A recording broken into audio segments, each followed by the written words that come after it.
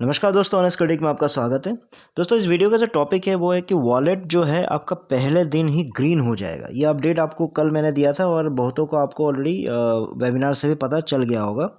सो update क्या था, उसमें ये बताया गया जो पे स्ट्रक्चर है वो इतना बढ़िया है कि जो जैसे ही पहले दिन यानी जिस दिन आप जो पेमेंट करते हो, यानी जो सब्सक्रिप्शन का पेमेंट करते हो, जो भी $300 जो मैं मान के चल रहा हूँ, मान लो जैसे आपने वो $300 पेमेंट किया तो सेम डे यानी एक ही दिन के अंदर अगर आपका वॉलेट ग्रीन हो जाएगा। तो ग्रीन होने का मतलब मैंने जैसे बताया था कि अगर मान लो आपने 20,000 का सब्सक्रिप्शन खरीदा है, तो 20,000 का सब्सक्रिप्शन जैसे खरीदोगे तो पहले दिन में ही आपके वॉलेट में वापस 20,000 तो मिनिमम दिख ही जाएगा। ग्रीन तो तभी कहलाएगा, करेक्ट।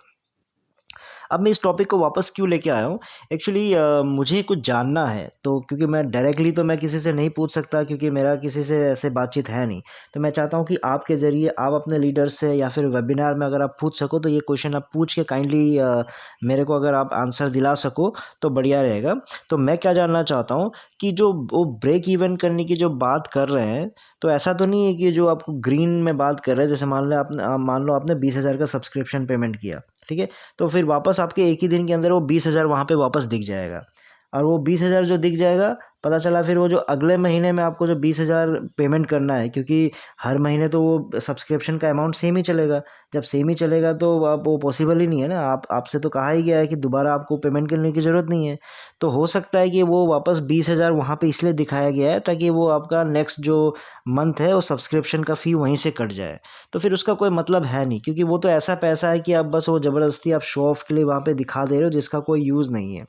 क्योंकि अगले महीने तो ऑब्वियसली जो जितने भी आपके फाउंडर्स हैं वो दोबारा पेमेंट करेंगे नहीं किसी भी हाल में।